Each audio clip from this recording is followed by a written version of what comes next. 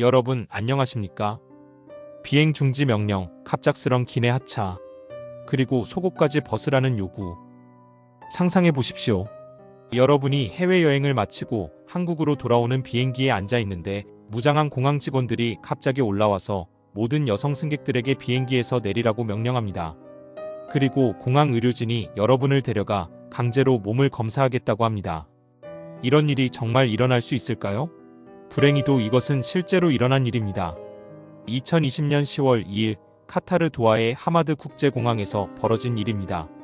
그날 밤 수백 명의 여성 승객들이 이런 끔찍한 경험을 겪었습니다. 그리고 2025년 7월 24일 호주 연방법원에서 중요한 판결이 내려졌습니다. 피해를 당한 호주 여성들이 카타르 항공을 상대로 소송을 제기할 수 있다는 결정이 내려진 것입니다. 이 사건이 왜 중요한지, 무엇이 바뀐 것인지 차근차근 설명해 드리겠습니다. 먼저 그날 밤 무슨 일이 있었는지 살펴보겠습니다. 2020년 10월 2일 저녁 카타르 도하 하마드 국제공항의 여자 화장실에서 신생아 한 명이 발견되었습니다. 아기는 쓰레기통에 버려진 채 발견되었는데 다행히 살아 있었습니다. 이 소식을 들은 카타르 공항 당국은 즉시 수사에 나섰습니다. 그런데 문제는 여기서부터 시작되었습니다. 공항 당국은 아기의 어머니를 찾기 위해 믿기 어려운 결정을 내렸습니다. 그날 밤 출발을 앞둔 10개 항공편의 모든 여성 승객들을 대상으로 강제 신체 검사를 실시하기로 한 것입니다. 나이를 가리지 않고 말입니다. 여러분이 그 자리에 있었다면 어떠셨을까요? 무장한 공항 보안 요원들이 갑자기 비행기 안으로 들어왔습니다. 그리고 모든 여성 승객들에게 짐을 챙겨서 비행기에서 내리라고 명령했습니다. 승객들은 무슨 일인지도 모른 채 끌려 나와야 했습니다. 공항 의료시설로 이송된 여성들은 더욱 충격적인 상황을 맞았습니다. 의료진들이 여성들에게 옷을 벗으라고 요구한 것입니다. 출산 흔적이 있는지 확인하기 위해서라고 했습니다.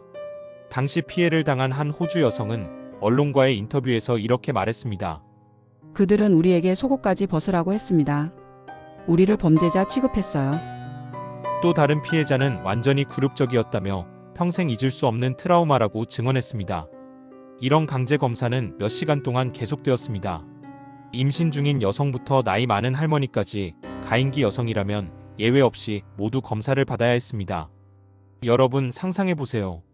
여행을 떠났던 아내나 딸이 이런 일을 당했다면 어떠셨을까요? 가족들은 집에서 연락이 안 되는 상황을 견뎌야 했습니다. 이 소식이 알려지자 국제사회는 강하게 반발했습니다.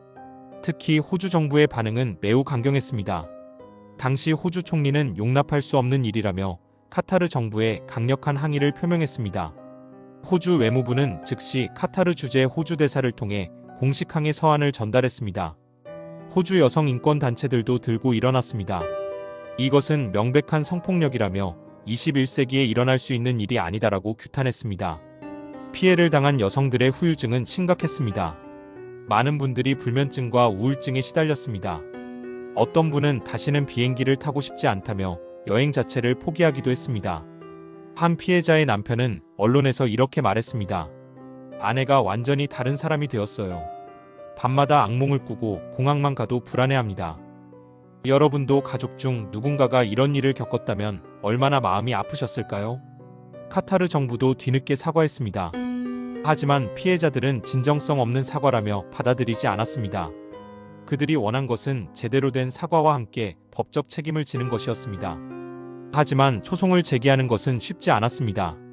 가장 큰 문제는 관할권이었습니다.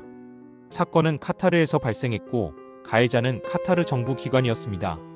그런데 피해자들은 호주 시민이었죠. 과연 호주 법원이 이 사건을 다룰 수 있을까요? 국제법에는 국가면책 특권이라는 원칙이 있습니다. 쉽게 말해서 한 나라의 법원이 다른 나라 정부를 함부로 재판할 수 없다는 뜻입니다. 이것은 국가 간의 주권을 존중하기 위한 오래된 원칙입니다. 또 다른 문제는 항공사의 책임 범위였습니다. 카타르 항공은 우리는 신체 검사를 시행하지 않았다며 공항 당국이 한 일이라고 주장했습니다. 2024년 4월 호주 연방법원 1심에서는 실제로 이런 이유로 소송을 기각했습니다. 판사는 신체 검사는 비행기 안에서 이루어진 것이 아니라 공항에서 이루어졌으므로 항공사 책임이 아니다라고 판단했습니다. 피해자들과 그들의 변호사들은 절망했습니다. 그렇다면 이들은 영원히 정의를 찾을 수 없는 걸까요? 하지만 그들은 포기하지 않았습니다. 상급법원에 항소를 제기했습니다. 그리고 마침내 2025년 7월 24일 역사적인 판결이 내려졌습니다. 호주 연방법원 전체 재판부는 기존 판결을 뒤집고 피해 여성들이 카타르 항공을 상대로 소송을 제기할 수 있다고 결정했습니다. 이 판결의 핵심은 몬트리올 협약에 있었습니다. 이것은 국제항공 운송에서 발생하는 사고나 피해에 대한 책임을 규정한 국제조약입니다. 법원은 승객들이 비행기에서 강제로 끌어내려진 것 자체가 항공 운송 과정의 일부라고 판단했습니다. 따라서 카타르 항공도 책임을 져야 한다는 것입니다. 재판부는 몬트리올 협약을 법적 근거로 하여 이 결정을 내렸습니다. 이것은 단순히 한 사건의 승부를 넘어서는 의미가 있습니다. 앞으로 비슷한 일이 발생했을 때 피해자들이 구제받을 수 있는 길이 열린 것입니다. 여러분, 이 사건을 통해 우리가 배울 수 있는 것은 무엇일까요?